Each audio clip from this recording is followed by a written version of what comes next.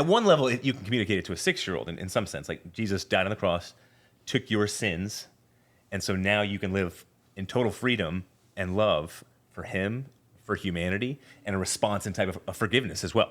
So I thought you explaining it's so rare to hear that, so rare, especially in this culture, because the cross is looked at as a bloody, dirty thing that nobody really wants to touch.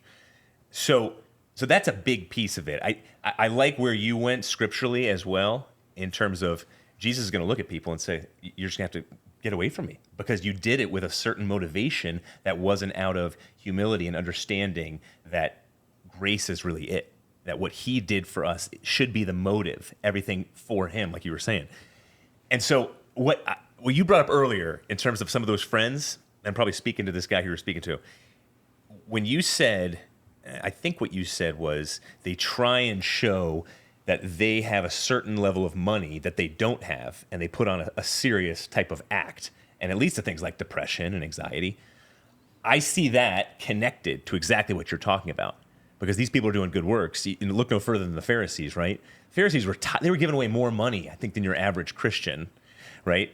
And I think they were also doing more social justice work. And yet, what does Jesus say? He says, inside of the cup, their hearts are just completely filthy and rotten. But the outside, it was beautiful. It was completely gold. So that's kind of a piece of it. Whenever we do confirmation for kids, and so it's simply a matter of, it's not infant baptism, but it's a matter of an outward expression of an inward decision, where Christians can say, I'm going to come alongside of you, hold you accountable ethically, and then encourage you. And so that's what we see baptism as, because the ultimate word we're looking for here is works righteousness, where it's I got to work my way to God. Yeah. Instead, it's God worked his way to us. And Keira Knightley, when she says that it'd be so easy, she's an outspoken atheist.